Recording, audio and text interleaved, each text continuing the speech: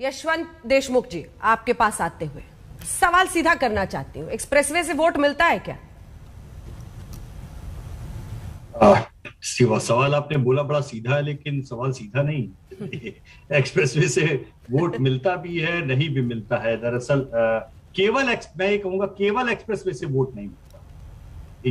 ये शायद सही लाइन होगी। क्या ना, मुद्दे कई सारे होंगे, बहुत सारे गिनाए गए। हाँ, पूर्वांचल के एक्सप्रेसवे का मुद्दा बनना या पूर्वांचल में जाना आज प्रधानमंत्री का, दरअसल आज से मैं कहूं तो एक तरह से इलेक्शन कैंपेन की शुरुआत हो रही है। मेरा अपना मानना ये है, क्योंकि आज ही बीजेपी का जो स्टार प्रचारक है वो मैदान में उतरा है। और पश्चिम में जो बीजेपी को कठिनाई आ रही थी ना, वो दरअसल मल्टीपल तरीके से फंसी थी, क्योंकि वहां पे जाट मतदाताओं की उदासीनता, उसके बाद में किसान आंदोलन की समस्या, उसके बाद में पूरे क्षेत्र में एक जो नाराजगी का माहौल था, उससे बहुत साफ दिख रहा था। और अपोजिशन में जिस तरीके का अलायंस पॉलिटिक्स भी क्लियरली पश्चिम में बन गई। बाकी अभी पूरे प्रदेश में कुछ बहुत ज्यादा खास नहीं बनी, लेकिन कम से कम भदौरिया जी की पार्टी और जयंत चौधरी की पार्टी ने एक बहुत क्लियर कट वहां पे एक जल्दी एक अपनी अंडरस्टैंडिंग कर ली, और उसके कारण एक अपोजिशन को एक वहां पर एक एज कह लीजिए या एक अच्छा मोमेंटम मिला।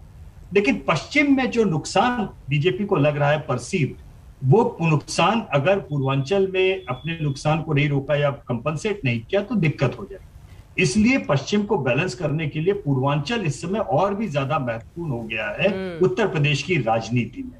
इसलिए आज का ये कार्यक्रम, आज का जो भी पूरा राजनीतिक उपक्रम है, वो बहुत इंटरेस्टिंग है, देखना, ध्यान देना होगा। लेकिन मैं इतना कहूंगा कि इस पूरे राजनीतिक घमासान के बीच में अभी तक की उत्तर प्रदेश के राजनीतिक इक्वेशन एक तरफ है, पिछले 4.5 साल के और जितने भी है 4.5 साल के, और आज से राजनीतिक इक्वेशन एक तरफ है, क्योंकि प्रधानमंत्री का अब एक्टिव कैंपेन में उतरना, ये दरअसल बीजेपी का हमेशा से वो तुरुप का इक्का होता है। जब जैसे जहां पर भी वो थोड़ी बहुत भी कठिनाई में पड़ते हैं, उस समय पीएम का ब्रह्मास्त्र, उनको पता है कि सबसे ज्यादा लोकप्रिय नेता यूपी में प्रधानमंत्री हैं। पिछले 3 मैंडेट अंजना प्रधानमंत्री के नाम पर बीजेपी को मिले हैं, चाहे 2014 हो, चाहे 2017 का विधानसभा हो। विधानसभा का चुनाव था, लेकिन बीजेपी ने लड़ा मोदी के चेहरे पे। तो स्वाभाविक सी बात है, सबसे बड़ा एसेट उनके पास में है। और आज से मानिए कि एक्चुअल में इलेक्शन का बिगुल आज से बन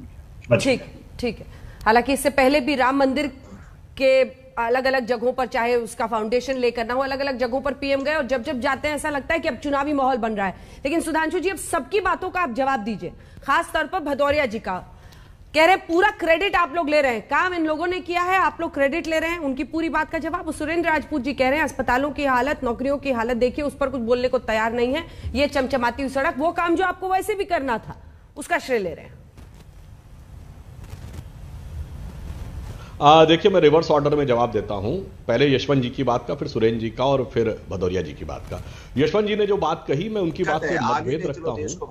जो हमारे प्रधानमंत्री जी ने आके पूर्वांचल में काम किया है, वो इसलिए किया है क्योंकि आप याद करिए 2014 के लोकसभा चुनाव के दौरान जब प्रधानमंत्री को उम्मीदवार के रूप में मोदी जी प्रचार कर रहे थे, तो उन्होंने क्या कहा था?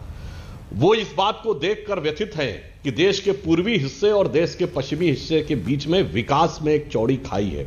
जब तक देश का पूर्वी हिस्सा विकास के उस पथ पर आगे नहीं बढ़ेगा, तब तक भारत अपने वास्तविक स्थिति और विकास को प्राप्त नहीं करेगा। और पूर्वी हिस्से का मतलब पूर्वी उत्तर प्रदेश, बिहार, झारखंड, उड़ीसा और पूर्वोत्तर। और आप देखिए, हमारे आने के बाद जहां जहां हमारी जितनी सामर्थ्य रही, इन संपूर्ण क्षेत्रों में हमने बढ़ने का प्रयास किया, विकास करने का प्रयास किया, और उसी विचार से प्रेरित होकर पूर्वांचल का भी विकास हो रहा है। क्योंकि पश्चिमी उत्तर प्रदेश और पूर्वी उत्तर प्रदेश में विकास के मामले में एक भारी अंतर पाया जाता था, उस खाई को पाटने का प्रयास किया। तो यह हमारे प्रधानमंत्री जी का एक कमिटमेंट है, चुनावी राजनीति से केवल प्रेरित एक कार्य नहीं है, यह विकास की अवधारणा का